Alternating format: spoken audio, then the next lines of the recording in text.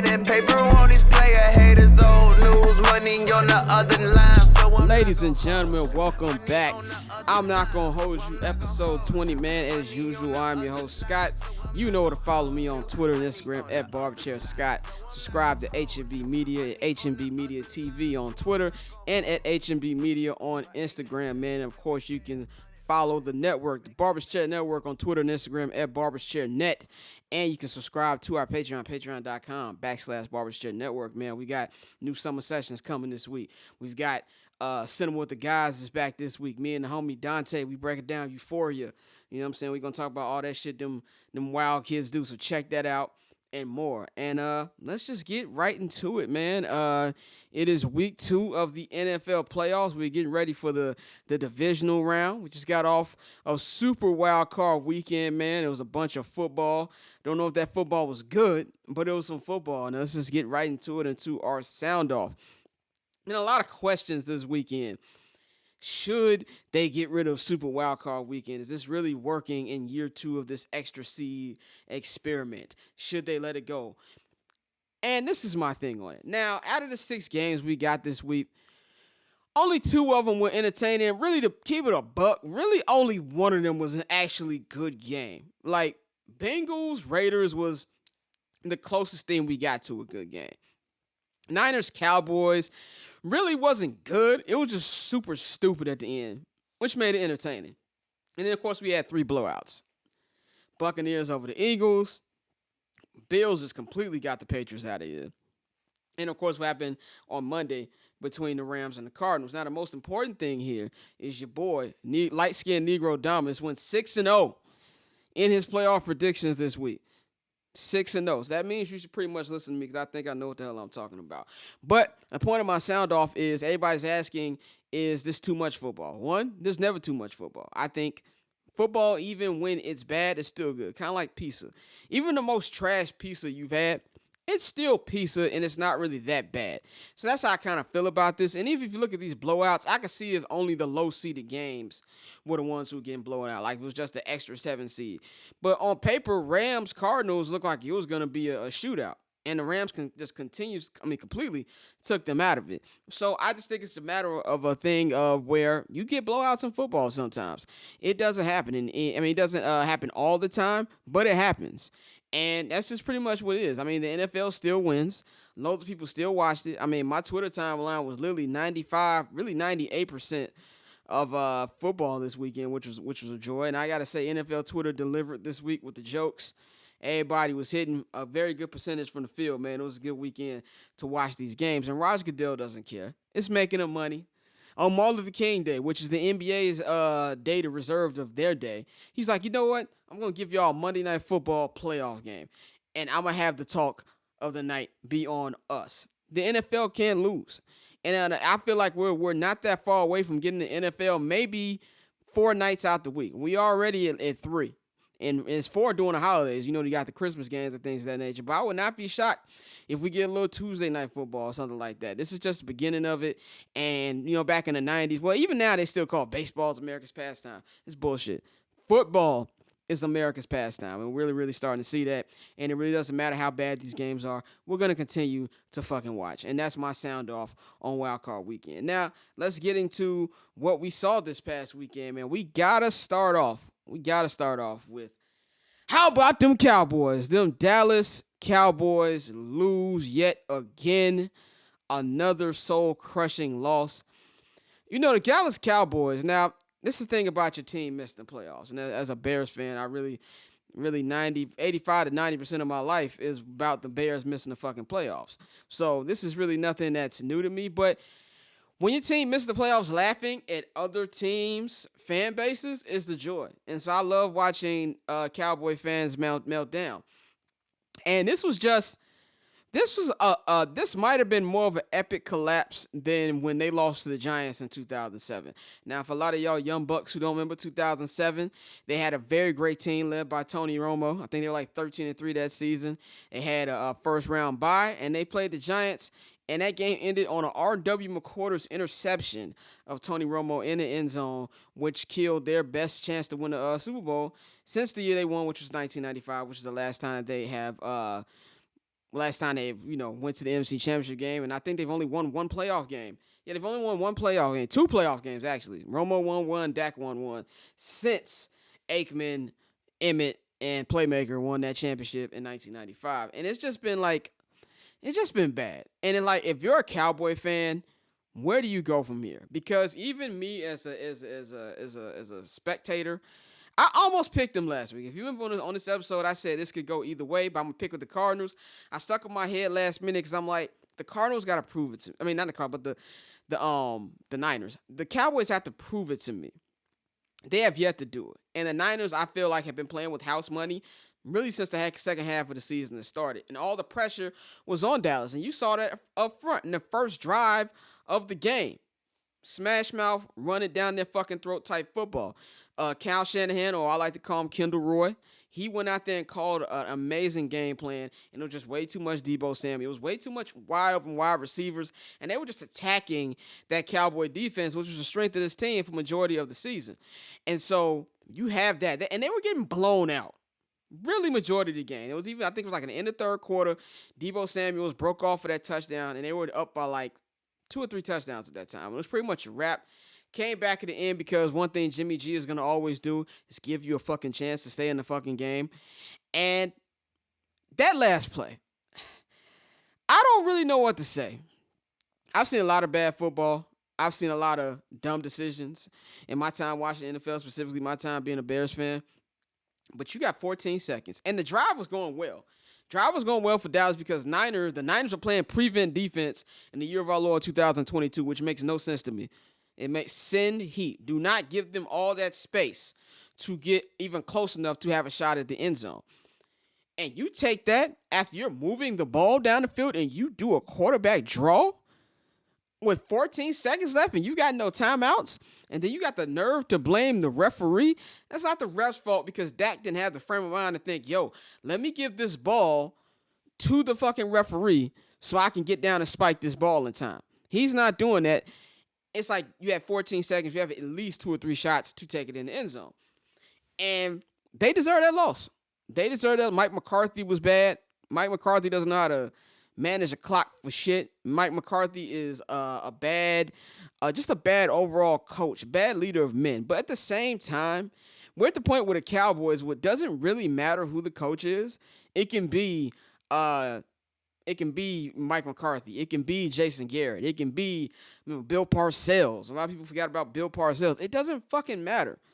Like, ever since Barry Switzer left Dallas, it's been a whole bunch of bullshit.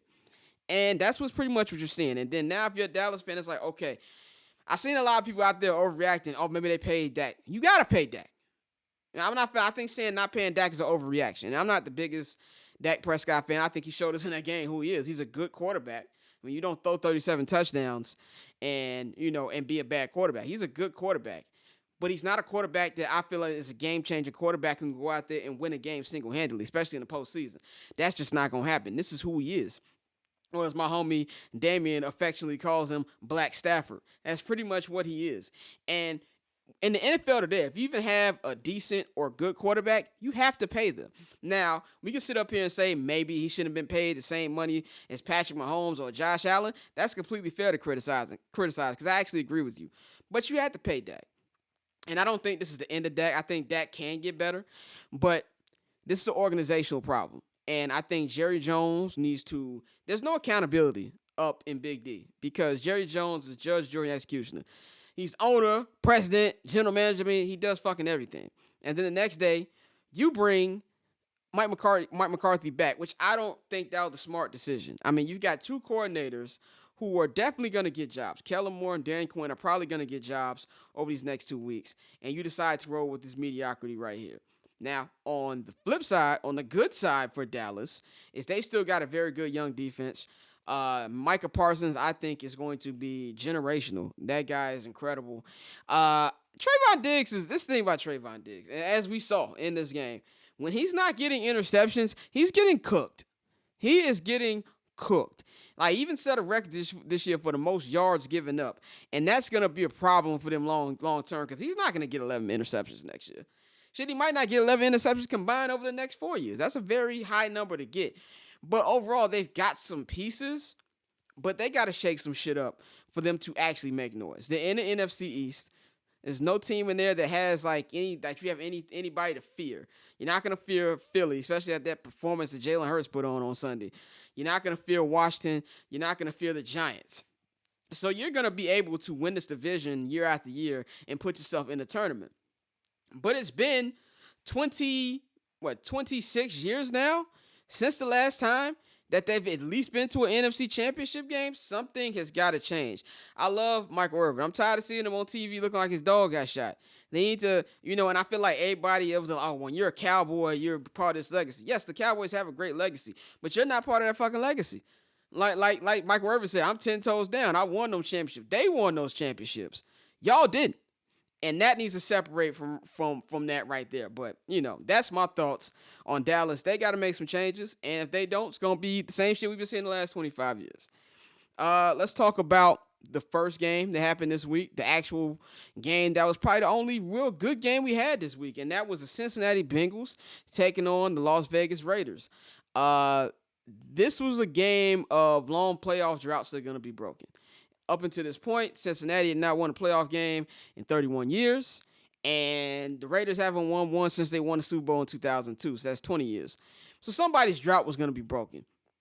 And this is a game that, even though it was close, I never really felt the Raiders were in it. I never really felt that the Bengals were in the any point thought that they were going to lose. I feel like they had their foot on cruise control, no matter how close it got towards the end. And the thing about the Bengals that I love is Joe fucking Burrow. In the words of Lil Boosie, I'll fuck somebody up over Joe Burrow. Joe Burrow he's probably he's in that. If he's not in that tier yet, he's going to be in that Mahomes tier, in that Josh Allen tier very, very soon. And just the way he carries himself, even when they won the game, it's the first time they've won a game in 31 years. He up there like, okay, we won a playoff game. Who gives a shit? Like, we still got more things to take care of. And the dude is just he has so much poise at the end of games. That touch that he threw while he was falling outside of bounds was incredible. And he's got Jamar Chase, who I feel is one. He has number one wide receiver potential, and I really think he's going to reach that. And you got Joe Mixon and running back. They've got a good thing going in Cincinnati, and I would not want to be a team to face this team. They're a team that I won't say they're playing with house money, but they're kind of like, what do they have to lose? Like, anything they're doing right now is just going to, okay, if you don't win a championship, or you don't make AFC championship, we can build on this next year. And I feel like that's a threat that you don't want to see. And for the first time with the Bengals, at least in my lifetime, I don't remember, any of their quarterbacks in the early 80s, but at least in my lifetime, you got a quarterback who you can rely on in the playoffs. As good as Carson Palmer was, and Carson Palmer was a great quarterback for Cincinnati. When the playoffs came, he wasn't doing shit. I mean, how many times I remember those Cincinnati teams of Palmer, Ocho Cinco, and Huzmanzada, and they didn't do shit come playoff time. We saw it time and time again. What I saw from Joe Burrow on Saturday was better than anything I've ever saw from Carson Palmer in the playoffs, man. So they've got a lot of things to grow on, and you should be excited if you're a Cincinnati Bengals fan, man. Y'all got a lot of things to be happy about. Now, of course, the thing we kind of talked about in the rundown about all the uninteresting games. Let's quickly go over the three blowouts we had this week. The first one will be the Bills and the Patriots. This game I thought was going to be good. I thought it was going to be low scoring. I definitely didn't see, 47 points being put up from the Bills. Like, that was something I didn't see at all. If you'd have told me New England would have scored only 7, I'd have believed it. I thought it was going to be like a 13-7 score or a 10-20 type score. I thought it was going to be real old school football type of game. But if you're a Buffalo Bills fan, you probably got to be watching that game on loop for a couple reasons. One, Josh Allen looked fantastic. Josh Allen looked like your franchise quarterback. He couldn't miss. And they took 20 years of frustration out on a team that has been kicking their ass since Bush's first term. And you just got to feel good about that. They left no doubt whose era it is, whose division it now is, and to do that to the greatest coach of all time, you've got to love it. And they were just executing on every side of the football. Special teams showed up. Josh Allen was incredible. The defense was incredible. Brian Daboll and Leslie Frazier are really pumping their stocks up as far as these open head coaching vacancies next week. I mean, that's opening right now. And the Bears are interviewing both of them. Brian Dabble, you can sell me on. As much as I respect Leslie Frazier, I don't want him leading my team. But you know what, the McCaskey family, if you're a part of that, if you were 85 Bear, you're Teflon Don. You're a made man. But anyway, he's building that shit up with how great that defense played. Micah Hyde, that interception in the corner was probably the best interception I've seen since Malcolm Butler's interception in the Super Bowl like 7 years ago when the Patriots beat the Seahawks. It was just athletic, came out of nowhere, and that was a real game-changing play. If Mac Jones connects on that touchdown, we have a 7-7 game, and it's a whole new game, and maybe the whole approach for the Patriots is different. That came in, knocked them in the mouth right away, and before you know it, they're down 21-0, and this game is over. So the Bills are a legit threat, man. They're looking good. They're making me look good, because I had them in the Super Bowl to begin with. We'll talk about their game against the Chiefs coming up in a minute. But, but Josh Allen, I was not high on this dude. Really up until the end of last year when I was like, this guy might be good. And then this year I crowned him, and he was a little inconsistent. He had a good year, but he was a little inconsistent. But in the playoffs, man, he has just been that guy. And if you have a quarterback that can beat lights out in the playoffs, that's really all you need. And that's something that Buffalo has to enjoy going forward. And also shout out to Bills Mafia. That was the first packed out playoff game for them since the early 2000s. From now, early 2000s, late 90s. Remember last year, they didn't have any fans in there because of COVID. So that was something good to see over there. Thurman Thomas was hitting the gritty on the sideline. That was funny to see. But I'm envious of Bills fans. I really am. I'm really envious of you guys. Another blowout we saw.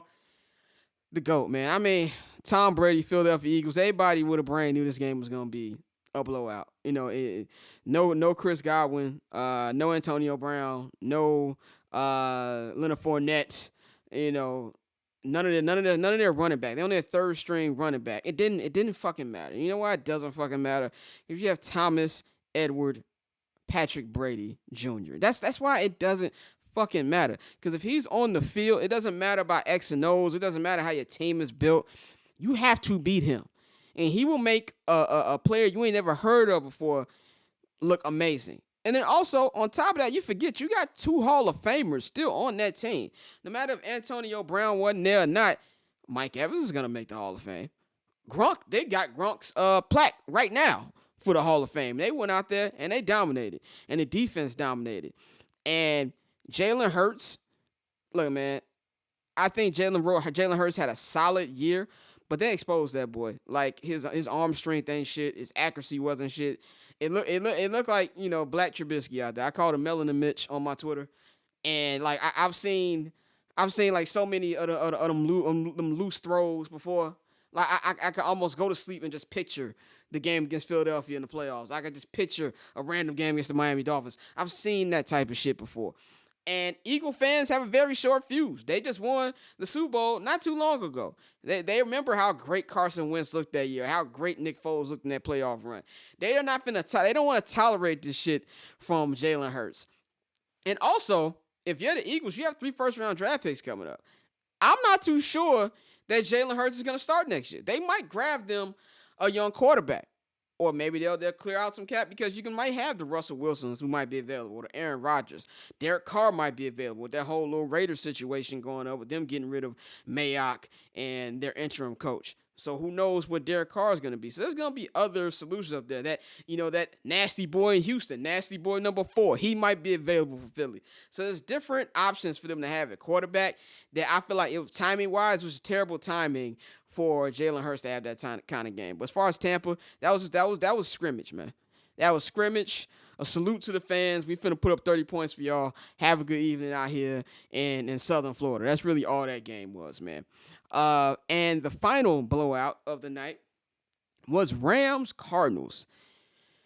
Kyler Murray, what the fuck? I mean, I knew the Rams were going to win this game because the Cardinals have been frauds really since the middle of the season. Cliff Kingsbury is still in checks. And I just knew that without DeAndre Hopkins, that it was going to be child's play for Jalen Ramsey and that Rams secondary, and it was. But I didn't expect Kyler Murray to have a game like that. Like, it was just terrible. I think the game started with like 4 straight 3-and-outs. They had nothing for that Rams defense. Aaron Donald was getting. You had Von Miller looking like it was 2015 again.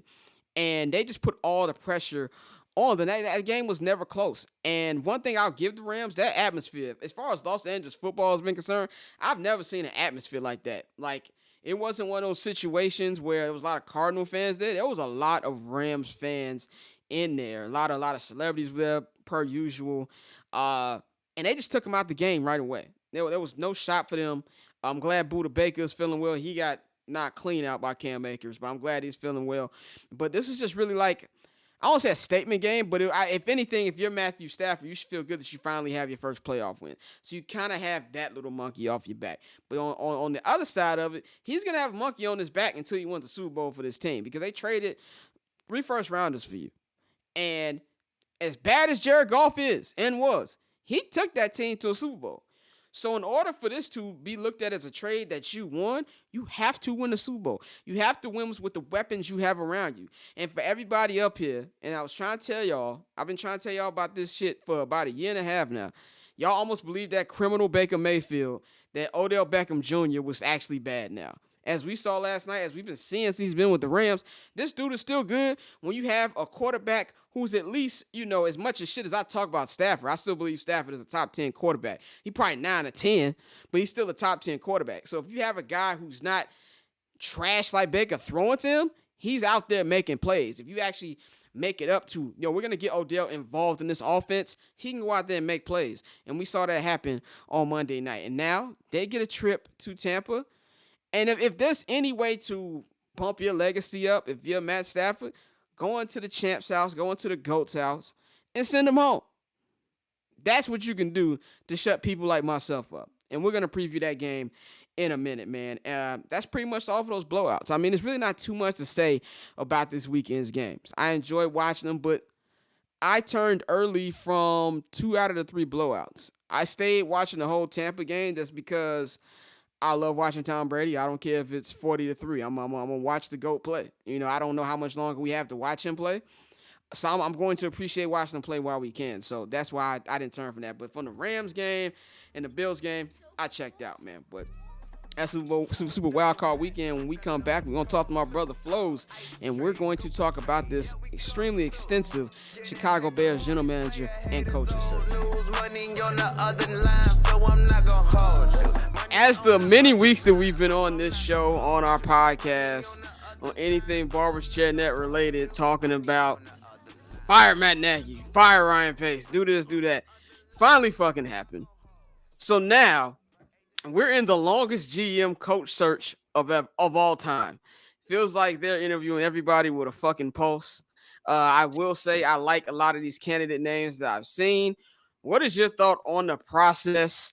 What is going on? Like, do you have a problem with it being stretched out too much? And what's your confidence level in that this front office, this ownership, can get the right coach and GM moving forward? Well, that's the true thing you just said there. Ownership, not front office, because there is no front office as of right now. Even George McCaskey has taken on the roles that were previously delegated to other people. So it's really George McCaskey and his search team, which I'm not buying any of it, but his search team right now. I don't mind that it's taking long, but it taking long doesn't necessitate that it's being done in the most thorough and complete manner.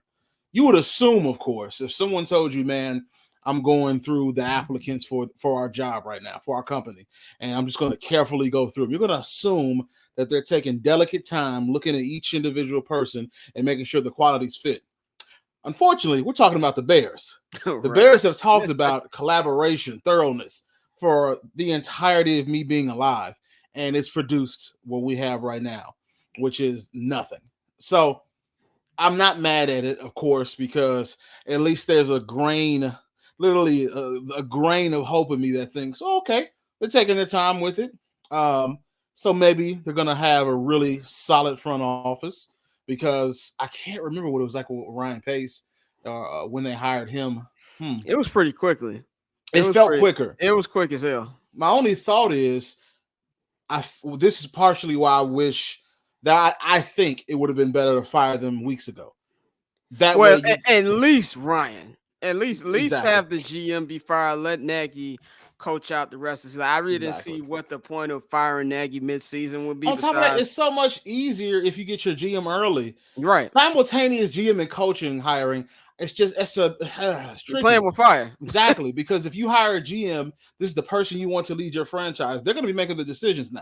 Yep. You know what I'm saying? Now, of course, the GM will be reporting to George McCaskey, and it will be a different dynamic than how it's been for previous years. But if you had a GM in place, or at least you had so many interviews set up, you'd be in a lot better place. You know what I'm saying? Or the Bears have interviewed this person, the Bears have interviewed that person, and they're really set up. And let's say by the week after the Bears season ended, they've already got a candidate. So now all they're doing is the Davos, the Leslie Frazier's. All you're doing is focusing on getting these coaches and their interviews out the way, because now it's just kind of tough. Now I feel like when you're doing a GM, you have to say, okay, if you're going to be the Bears GM, who are you looking at? It seems like it's an imbalance. Yeah, I agree with that. I know Adam Schefter, Tom Pelissero, guys like that have said the Bears do plan on hiring the GM first, which should be a no fucking brainer. And I think there's a way they can go about it with them interviewing all these people ahead of time. You pick your GM and then you say, okay, we got all these 15, 16 candidates. Who are you interested? Because they're pretty much interviewing every coach that's available. So it's not like this GM like, oh, I don't want to interview. They're interviewing fucking everybody. And they're interviewing Dan Quinn this weekend, who and I'm 50-50 on Dan Quinn. We'll get into the candidates in a minute, but they're pretty much picking up everybody. And so I'm with you. Like, I have no problem that they're doing their due diligence. And to me, it makes me think that, okay, maybe they're actually thinking this thing through. Now, the thing is that, like you said, the general manager is going to be answering directly to George McCaskey, which could be a good thing and could be a bad thing. Well, we see how it's been under Ted Phillips, though. Yes. But see, this is why I'm saying the only issue is, of course, we're talking about the press conference, which I sat in with my, asking him, you all a little bit old, you Ted Phillips, Soup, and I forget her name is. Is it Karen? Taniqua? Oh my goodness, I feel terrible. Yeah, we fucking her name. Terribly. Tanisha. That's what's Tanisha. It was Tanisha? Yes, Tanisha. Yes. It was Tanisha. Tanisha Wade. Tanisha. Yes, yeah. We apologize. It was Tanisha Wade. Sorry. Tanisha Wade. We apologize. Don't want to mess up a name. Do not take our credentials away next season. But the only really young blood you have are Soup and Tanisha. And of course, you got Bill Polian is the old ass dude. Yeah. And so, when I asked him, you have really the youth you have are looked at as, okay, Soup's been here for a minute, but Tanisha, this is just a good opportunity for her. So Tanisha may just be the person who is doing the hard work of getting everything done. At the end of the day, they're making the decisions. And so then, of course, you have George McCaskey, the infamous. I'm not really a football evaluator. Oh, it's man. like, I'm a fan. What are you doing then? But remember, he even said, I'm going to have to learn from the GM. Now, that's why I say the GM reporting McCaskey could be a good and a bad thing. It could be a good thing because if McCaskey don't know what the fuck he's doing, then the GM could just do what the fuck he wants. But at the same time, the GM can do what he wants. The GM can do what the fuck he wants. He might be birthing a black Ted. A black Ted Phillips. You never know. You might have the GM could be like, "Oh man, you ain't got to worry about the offensive line like that. We got it straightened away." Yeah, he only let him know a little bit. You know what I'm saying? Ted be like, "Okay, I guess so," and then the Bears get screwed over. Of course, that's me being facetious, but still. I mean, but that's and I think Waddle and Sylvie said it best. The ownership has created a paranoia in the fan base where we're not going to trust anything they do. Honestly, they can hire the guy who I want, which is Brian Flores. He's number one on my list. They can hire Brian Flores, hire a great GM, and I'm not going to sit up here and act like. Look, I'm just saying they can hire them, and I'm not gonna be like, oh yes, this is awesome. I gotta see it. Yeah, because we were all ecstatic about the Nagy hiring. We're not gonna rewrite history. We were all happy. This guy comes from Andy Reid's system. He's going to have good offense. Let's talk about Andy Reid's trash. Right, the Andy Reid tree is very trash, and Andy Reid's been getting away with a little murder this year himself, but whatever. So last year too.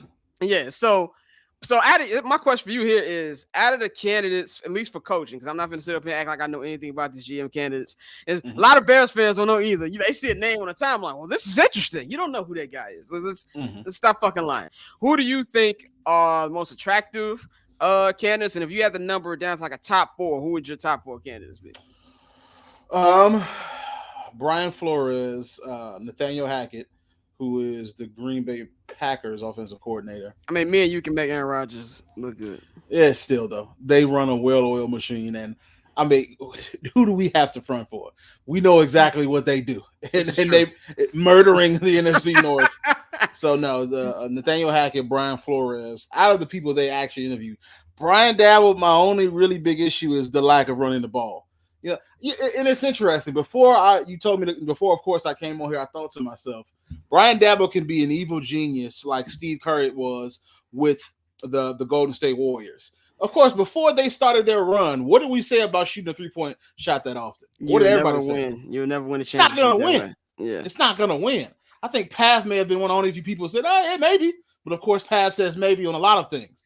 But I did not believe that it was going to work out. But then later work out. So unless Brian Dabble is doing that in Buffalo with basically abandoning the run outside of course, I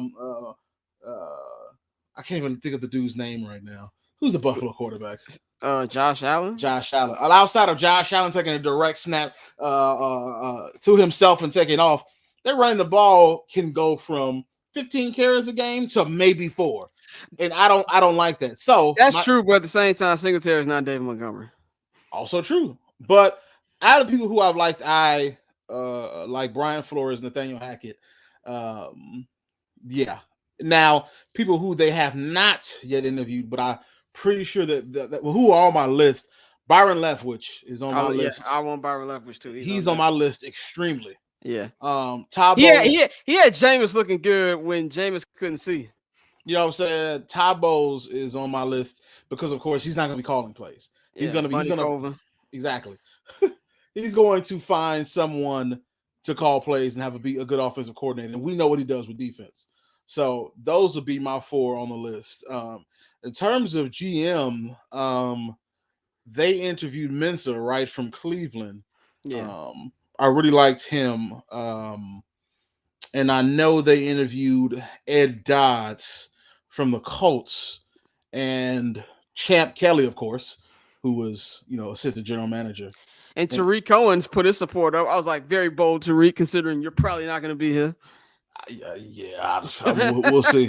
But those would be who I'm looking. Who I'm really into. If I just name it to 2 people, the GM and the coach, it would be Ed Dodds for GM and Byron Leftwich for coach. That is who I'm looking forward to. Now, of course, backup would be Mensa from Cleveland and then Nathaniel Hackett from Green Bay. Those would be, I think those are solid choices. And if the Bears fail with those 4 people, of course, alternating pairs, I would feel better knowing that those were good choices.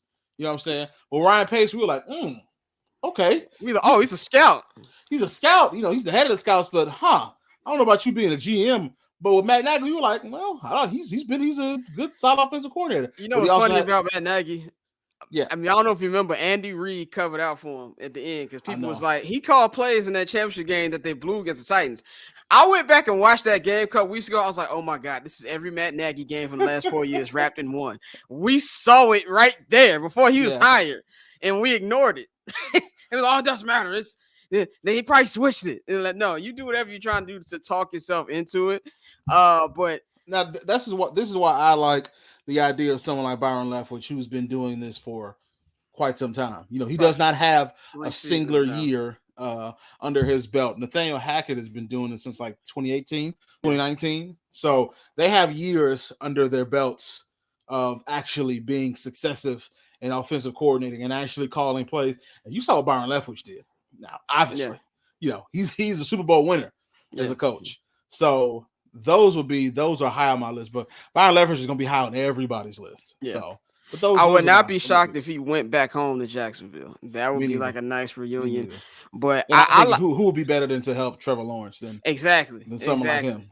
And I think like Brian Flores is like the thing about Brian Flores. I like Brian Flores is like leadership. We need that type of discipline on this team. The Bears one of the most undisciplined teams in football. But I need to see what offensive coordinator he's gonna be lined up with. And I still don't like his personnel decisions. Yes. How he handled Tua that first year, I was like, ew. Yeah, So, and so like that leads to my last question for you. Do you think Bears fans are being too picky with their coaching thing, or do you think they're just being cautious? cautious.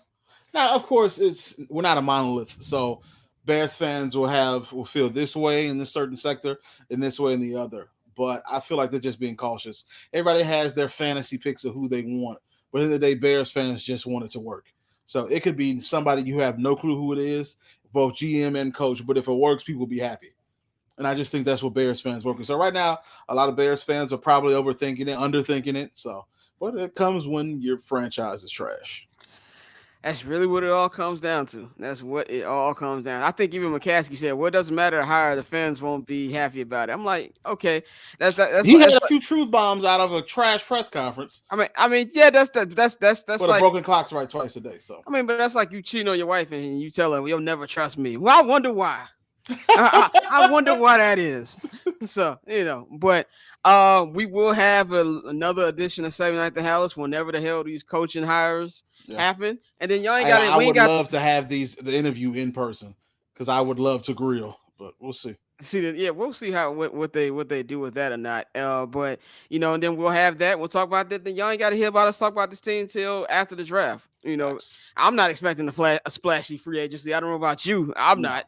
no. So we'll see what happens after that, man. But it's been a good year.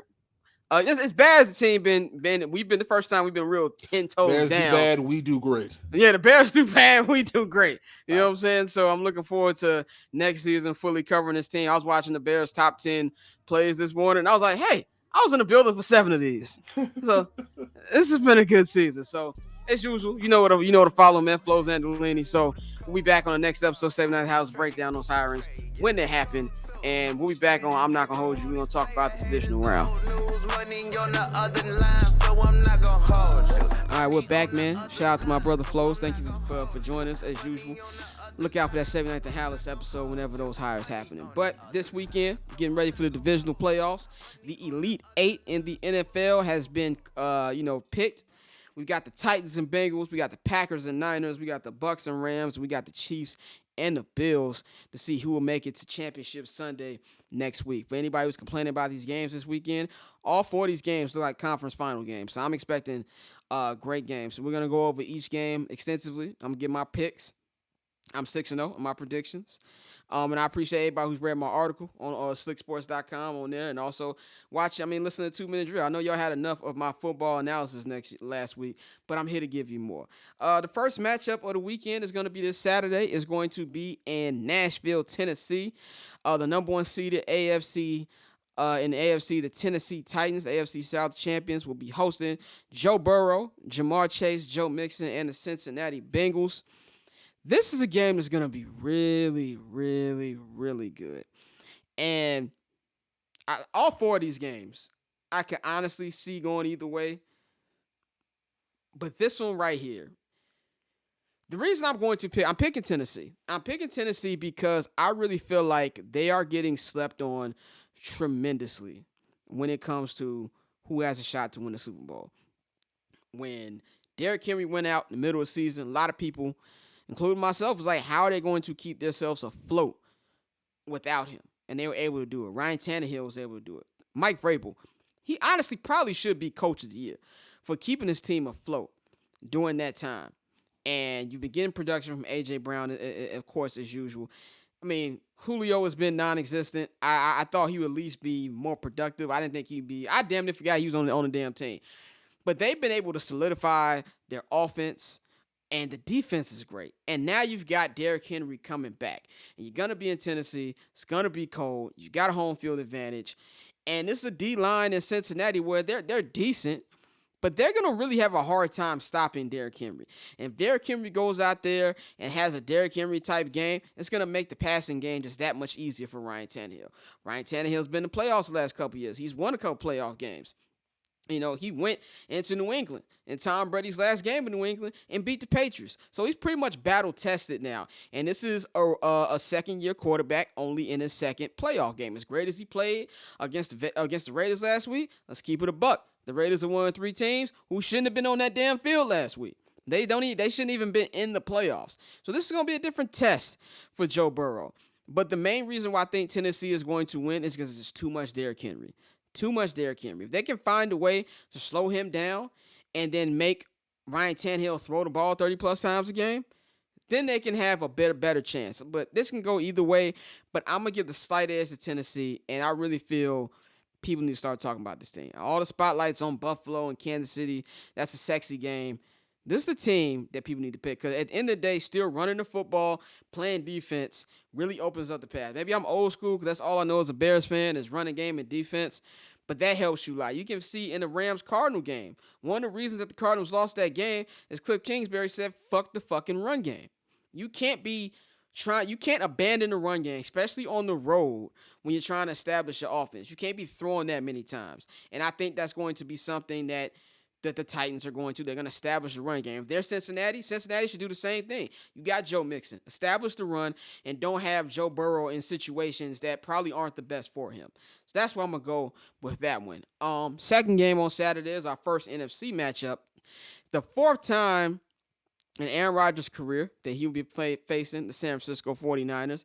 The Niners probably the most dangerous team in football right now.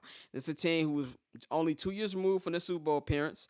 Of course, last year they were ravaged by injuries. And the Niners, I had them in the NFC Championship game to start this year. So really, my pick isn't really a football pick. And that's not to say they don't have a chance because Aaron Rodgers is winless against the San Francisco 49ers in the playoffs. I'm just not falling for that. Like, the narrative right now is, can Aaron Rodgers finally overcome the Niners? And as somebody who knows what it feels like to get your ass kicked by Aaron Rodgers so many fucking times, I can't even count up to this point, I know he's going to take this personally. And I think Aaron knows that as far as this roster is, this is the best Green Bay Packer roster we've probably seen since that 2014 team where they won 14-2. And then they eventually lost to the Seahawks. It was the Seahawks. They lost to the Seahawks in that miraculous NFC Championship. And that wasn't the year they won 14-2. The year they won 14-2 was 2013. And that's when they lost to the Niners, when Kaepernick came in their house and beat them. So this is the best roster he's had in a while. And he knows that this might be his last chance, at least in Green Bay, to win another championship. We don't know if he's going to leave and go to a place where he has a longer window to win a title. This might be his last chance. This is like I said last week, I don't think there's a favorite in the playoffs, but if there's any team that's probably the best equipped to win a Super Bowl right now, it would have to be Green Bay. Aaron Rodgers is continuously playing at a Super Bowl level, and it's really a battle of the 12s who's going to win the MVP in a couple weeks, whether it's him or Brady. You got Aaron Jones. You got Dylan. You know, he's been balling on the running back position, and their defense. They're getting Jair Alexander back. They're getting Zadarius Smith back. David Bakhtiari is going to be back on the offensive line. So they're getting healthy at the right time, and everybody's going to have to come in the Lambeau Field and beat them at the frozen tundra. So you got all these different storylines, and to why I could see the Packers winning. And the Packers probably will win this game because Aaron Rodgers hears all the chatter. He hears all the chatter that's been going on this week. He can't beat the Niners. Niners are the hottest team in football. This is the team, the Niners, they didn't draft him. He hears all this shit. So from a football perspective, yes, they should win this game. They're probably going to win this game. The reason why I'm going with the 49ers is for two reasons. Main reason being, fuck the Green Bay Packers. And that's going to be my last 3 words on this earth. Whenever God decides to take me, it's going to be 4 words. Fuck the Green Bay Packers. But also it's because I picked the Niners to go to the fucking NFC Championship game before the year started. And I'm all about being right. That's what I'm all about. I'm all about being right. So I'm going to go down with the shit when it comes to the 49ers. And the 49ers want to win this football game. 3 things need to happen. Actually 4. One being they need Fred Warner. Hopefully Fred Warner plays this week. He left with a non-contact injury at the end of the Cowboys game. He was still moving around on the sideline, but that was probably just pure adrenaline. We're still waiting for the update on that, on whether or not he's going to play on Sunday. They need Fred Warner, and they need Nick Bosa. Nick Bosa was a concussion protocol. We all know the NFL doesn't give a fuck about concussions, especially come playoff time. Bosa's definitely going to play on Sunday. If both of those guys play, it gives them a legit shot. And what they need to do, what Kyle Shanahan needs to do, go back and play tape of the NFC Championship game from 2 years when they played Green Bay, where they only threw the ball like 10 fucking times. Run it down their fucking throat. Keep running. Deebo Samuel, all your other options. Make this a game where you keep Aaron Rodgers on the other side of the field and you tire out that defense. Do not put Jimmy Garoppolo in situations where it's tough for him. Now we all know, I will say this about Jimmy G. I've never been a big Jimmy G guy, but I would say Jimmy G's playoff tested. I mean, he damn near gave the game to the Cowboys at the end last week. But at the same time, he's making some big time throws on multiple big time downs in that game at the end of the season. He's done in the playoffs before. So he can definitely do that. But they have to establish the running game, and they have to limit the amount of chances that Aaron Rodgers and the Packers get. And if they can do that, they have a great chance. When they got to come in, they got to hit the Packers in the mouth. If this becomes a 14-0 game, a 13-3 type of game, it's going to be a long night for the Niners. So they need to go out there, punch them in the mouth right away, and I feel like that's the only shot they're going to have. But I'm rolling with the ship. I picked them, and I'm rolling with them. So Niner gang, I'm with y'all. Somebody send me a jersey so I can rock with y'all this weekend, man. Then we go to Sunday. Bucks, Rams. The Rams get to go to Tampa, play the champs, play the GOAT, Tom Brady. Now, I was debating this with my homie Mikey the other day, and he was like, oh, well, you know, the Bucks have a great team. I don't really know who's going to win. And if you look at it from a roster perspective, yes, the Rams probably have a slight edge right now. I mean, the Bucks are beat up. The Bucks are beat up. One of their offensive linemen got hurt. He's supposed to play, but he was in a walking boot after the game. We don't know how effective he's going to be. Of course, we know Leonard Fournette's injury, and we know Chris Godwin's not going to be playing for the rest of the playoffs. Leonard Fournette tweeted today that he will be playing on Sunday. We don't know how effective he will be. So from that perspective, I guess, yes, you can say the Rams can beat them. And I won't argue on that. But the question here, and it comes back to the quarterback. And this comes back to everything when I said with Tom Brady when I was talking about the Eagles game earlier. It's not about X's and O's when you face this guy. It's can you knock him the fuck out? Nobody has done it in the NFC since he's been there. I mean, last year. I mean, look at that epic run he had last year. He took 3 quarterbacks who were first ballot Hall of Famers and sent them to send them to hell. Drew Brees sent him into retirement. Sent Aaron Rodgers to hell, and then sent Patrick Mahomes. He does this. And so I'm just not convinced that Matthew Stafford can beat Tom Brady in Tom Brady's house. And with that secondary, and I know everybody saw a stat last week, the secondary for the Bucks isn't rated that high. Yeah, that's because half the secondary is out for injury damn near the whole year. They've got their guys back. You got Antoine Winfield back. They played great last week. And Stafford threw some bullshit against the Cardinals, and the Cardinals just couldn't capitalize. He's not going to get those same opportunities against the Rams. That linebacking core is not going to let him do that. Not going to be able to establish the run. And that's why I feel like it's going to be the edge. It's going to be a close game. So in a close game, can you outgun Tom Brady?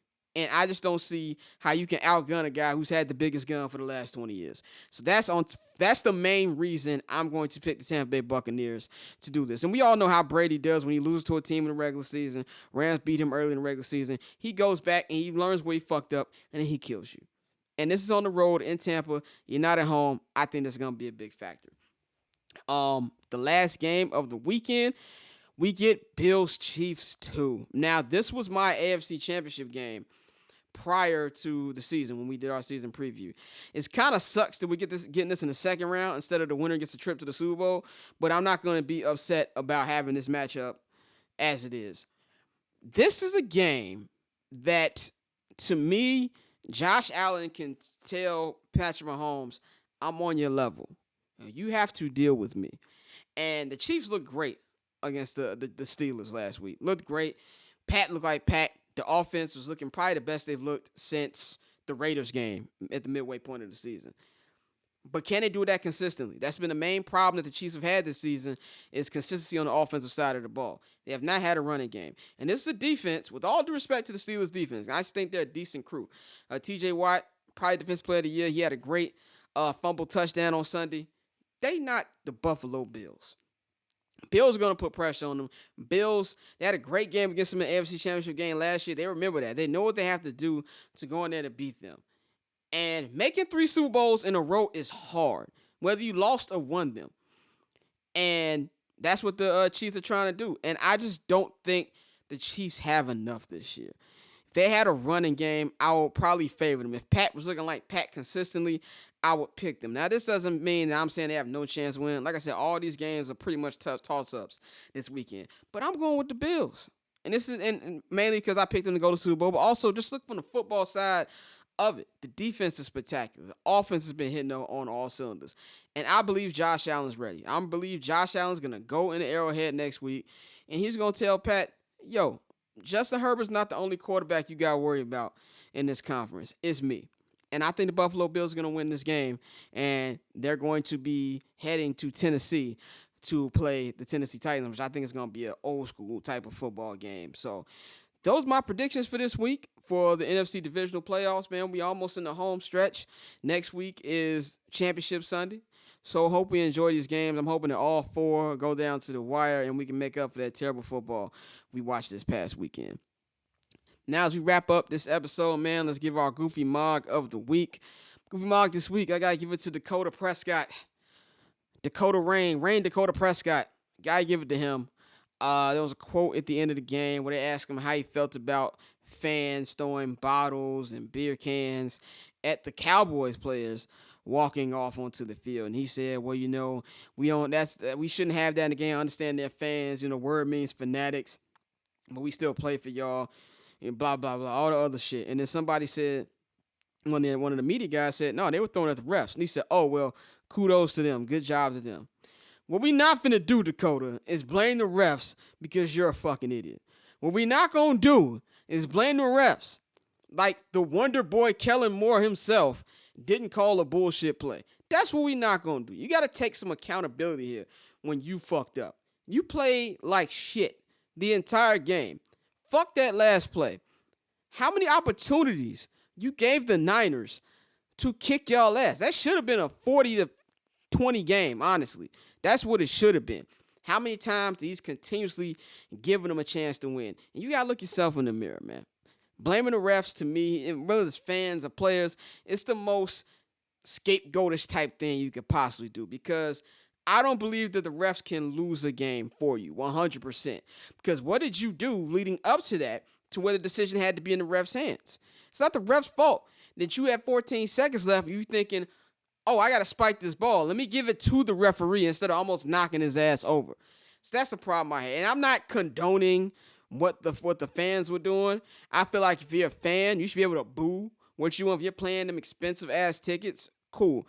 Don't throw anything on the fucking, especially not your players. I think it's one thing that us fans do. Sometimes we think that we care more about the outcome than the guys who actually busting their ass on the field, on the court every night. And that's total bullshit. They feel it more than we do. They dedicate themselves to the game. So that type of shit is trash to me by throwing it at your own players. I'm not condoning them, but Dak, get the fuck out of here. That's my Goofy Mog of the week. This has been our NFL Divisional Preview. I will be back next week to talk about Championship Sunday. You know how to follow me at BarbChairScott on Twitter and Instagram. You want to follow HNB Media, HNB Media TV on Twitter, and HNB Media on Instagram. And also, follow Barber's Chair Network at Barber's Chair Net on Twitter and Instagram. Subscribe to our Patreon. Patreon.com/Barber's Chair Network, man. I'ma holler at y'all. Y'all be good. Triple-double hat trick, I know the code too.